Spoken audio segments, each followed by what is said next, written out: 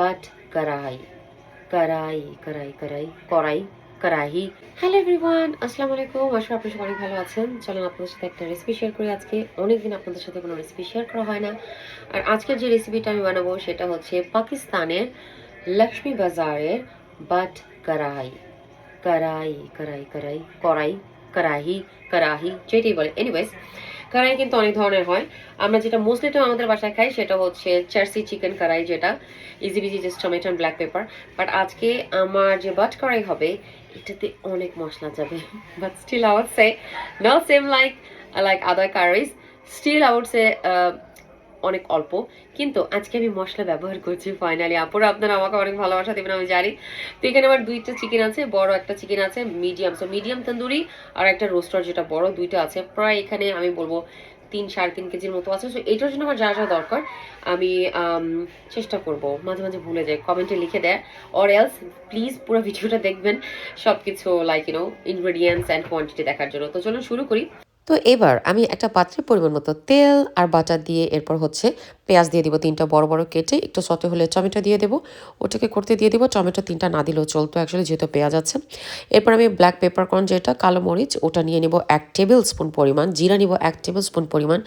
Roast করা যাবে না, কিন্তু রোস্ট করলে কিন্তু ওটা অন্য আরেকটা কারি হয়ে যাবে। কাঁচাটাই আমি একটু গ্রাইন্ড করব, হাজব্যান্ড আছে এই জন্য আমি গ্রাইন্ডার ব্যবহার করলাম না, কিন্তু সে গ্রাইন্ড করতে করতে হয়রান হয়ে গিয়েছে, এই জন্য তার ছোটো ছেলের সাথে সে খেলতে চলে গিয়েছে। আর এখানে আমি তারপর ওটা একদম গুঁড়া গুঁড়া হয়ে গেছে, এর মাঝে আমি 1.5 টেবিল স্পুন পরিমাণ আস্ত ধনিয়া দেবো। এটাকেও কিন্তু রোস্ট করা যাবে না, আর এটাকে একদম গুঁড়াও করা যাবে না। তো ওই মানে হালকা হালকা রাখতে হবে। আর পেঁয়াজের টমেটোটা হয়ে যাওয়ার পর এটাকে আমি একটুখানি এরকম ব্লেন্ড করে নেব।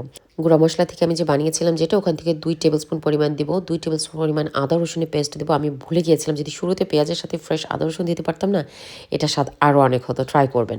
হলুদ দিয়ে দিব 1 টেবিল স্পুন পরিমাণ, কিন্তু মরিচ আমি একটু কম দিয়েছি কারণ বাচ্চারা খাবে। আর লাস্টে যেহেতু আমরা গ্রিন চিলিও ব্যবহার করবো, সো নো টেনশন, ডু ফুর্তি।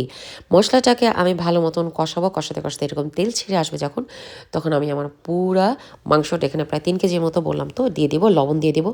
রান্না হাফ আওয়ার সময় আনিকারা চলে এসেছে, তো আমি বাচ্চাদেরকে নিয়ে চলে গিয়েছিলাম পার্কে।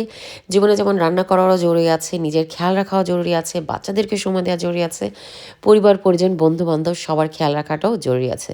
প্রত্যেকটা জিনিসের একটা ভারসাম্য আছে। এটা যদি বুঝতে পারি আমরা, দেখবেন লাইফটা খুবই ইজি, খুবই সহজ। হুতাশ থাকবে না, আমার কাছে এটা নাই কেন, ওর কাছে ওটা আছে কেন। যাই হোক, back to the cooking thing. বাসায় আসার পর কাঁচামরিচ, বুলেট চিলি আর ধনিয়া পাতা দিয়ে দিলাম। এখানে আমি আপনাদের সাথে দেখাতে ভুলে গেছি, আমি জিঞ্জারটা যেটা কুচি কুচি করেও দিয়ে দিয়েছিলাম।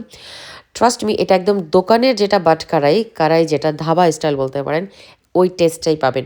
সব মশলা কিন্তু আমরা একই দিই, কিন্তু ওই যে প্রক্রিয়াটা, বানানোর যে প্রক্রিয়াটা, ওটাই হচ্ছে ডিফারেন্ট। সো প্রক্রিয়াটা মিস করবেন না। আর লাস্টে আমি একটু আবার ঘি দিয়ে দিলাম, শুরুতে আমি বাটার দিয়েছিলাম। এটা একদম ফুল অফ মানে ইয়ামি একটা, আমি আমার বানাবো, আপনাদের সাথে অবশ্যই শেয়ার করবো। এবার আমি বোন সহ নিয়েছিলাম, নেক্সট টাইম আমি বোনলেস মিট দিয়ে করবো। সবাই মিলে খুব মজা করে খেয়েছি নান ব্রেড দিয়ে, খুবই দারুণ হয়েছিল। একবার হলেও ট্রাই করে দেখবেন। আবারও দেখাবো আপনাদের সাথে পরবর্তী ভিডিওতে। আজকের জন্য এখানে বিদায় নিচ্ছি। আল্লাহ হাফেজ।